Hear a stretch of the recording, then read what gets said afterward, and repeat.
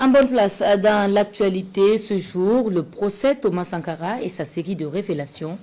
Deux accusés dont les noms sont régulièrement cités, c'est bien le général Djendjere et le colonel-major Mori Adjouma Jean-Pierre Palma.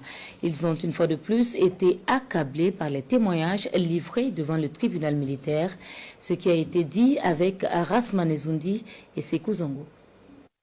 Vent glacial et atmosphère émotionnelle au tribunal militaire de Ouagadougou pendant la déposition du témoin Yacouba Traoré, un cadre de banque à la retraite et directeur général de la Société nationale d'exploitation cinématographique du Burkina Sonacib au moment des faits.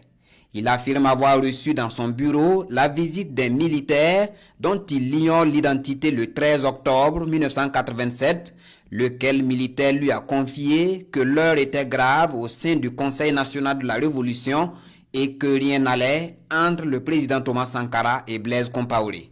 Et comme il avait l'air inquiet, dès qu'il est parti, je suis allé directement voir le chef de l'État qui a confirmé que c'était pratiquement la rupture, mais que lui tente toujours le rapprochement avec le numéro 2 du CNR, raconte le témoin. Le président m'a raccompagné en me disant « Mon type, veux-tu que je fuis, non ?» Puis nous nous sommes quittés en larmes. Le témoin replonge dans le passé et fond une fois de plus en larmes. La voix tremblante, le témoin poursuit sa déposition. Je suis allé immédiatement chez Blaise qui a refusé de me recevoir en disant qu'il était en réunion. Puis le drame est arrivé le 15 octobre 1987, soupire le témoin. La mort de Thomas Sankara et de ses compagnons ont fait de moi un homme vide. Je demande à ceux qui ont commis ce forfait de le reconnaître avant de leur lancer le proverbe ci-après, le linceuil n'a pas de poche. À sa suite, le 52e témoin, Amidou Ouattara, sergent armurier à l'Étire au moment des faits. À la barre, il raconte avec beaucoup d'émotion la mort de son chef de corps, Kwama Michel.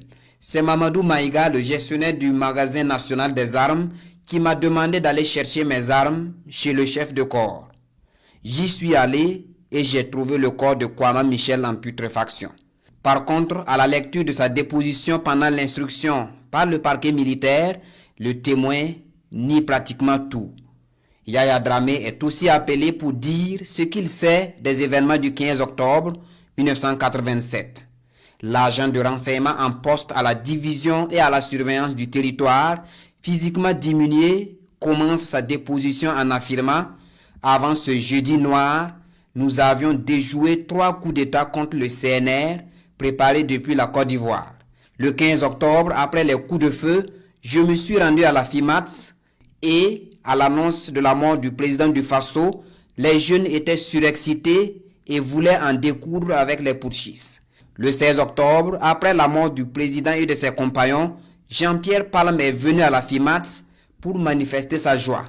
Après, c'est Gilbert Djendjere qui est venu nous raconter que Askia Vincent Sigué avait un plan machiavélique qui consistait à prendre le pouvoir et à rebaptiser le Burkina, la République du Manding, affirme le témoin.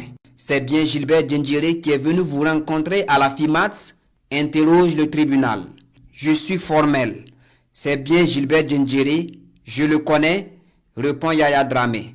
Autre information donnée par le témoin, très proche de Askia Vincent Sigué, à qui on prêtait l'intention d'éliminer Blaise Compaoré, cette affaire de complot de 20 heures contre Blaise Compaoré, je l'ai appris ni de Sigué, ni de mes collègues, encore moins de mes renseignements. Le dernier témoin à faire sa déposition, Ambroise Stanislas Diarra, officier de police pendant le coup d'État et numéro 2 de la FIMATS. Pour le témoin, la situation était déjà suspecte le 14 octobre car il y a eu un ballon militaire le 14 dans la soirée au camp CRS et curieusement, raconte le témoin, j'ai remarqué la présence de gens proches de Jean-Pierre Palme mais pas très intéressés par le ballon militaire.